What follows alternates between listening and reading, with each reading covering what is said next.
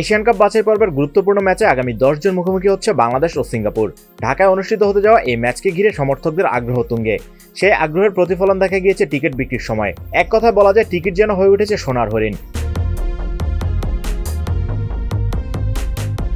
আজ বিকেলের মধ্যেই ম্যাচের সব টিকিট অনলাইনে বিক্রি শেষ হয়ে গেছে বলে নিশ্চিত করেছে বাংলাদেশ ফুটবল ফেডারেশন এবং তাদের টিকিটিং পার্টনার টিকিফাই।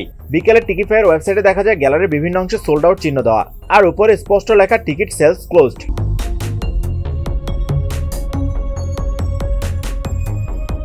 বাফুফের কম্পিটিশন কমিটির সদস্য তাজওয়ার আওয়াল জানিয়েছেন, টিকিট কেউ কিনে থাকে, পেমেন্ট করে থাকে, টিকিট না পেয়ে থাকে, ওইটা অডিট করে আমরা এখন মানে ঠিক করছি যে ওই ইস্যুটা ঠিক করে দিচ্ছি এখন যেন আমরা এটা করতে পারি। তারপরে আমরা ফরেনসিক অডিট করে দেখবো কোনো টিকিট মিসিং বা কোনো টিকিট বাকি আছে নাকি, যদি থাকে আমরা ওটাও ছেড়ে দিব।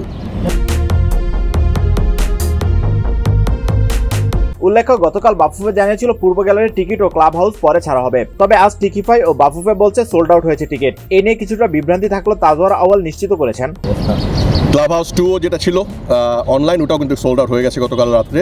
ওটাও কিন্তু অনলাইন ছিল, ওটাও কিন্তু within first 20 minutes club house 2 চলে গেছে।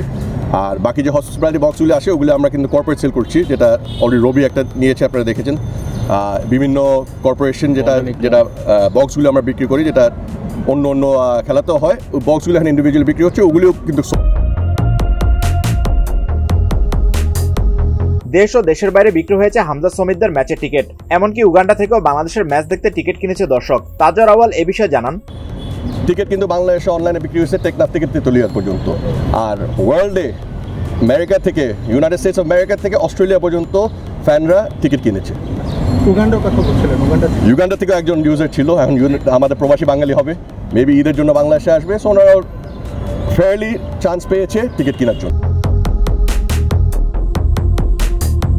বাংলাদেশ সিঙ্গাপুর ম্যাচ নিয়ে দেশ জুড়ে ফুটবল প্রেমীদের মাঝে যে উন্মাদনা তৈরি হয়েছে তা এবার স্পষ্ট হলো টিকিট বিক্রির ঝড়েই। এখন শুধু অপেক্ষা 10 জুনের মাঠ কাঁপানো 90 মিনিটের জন্য।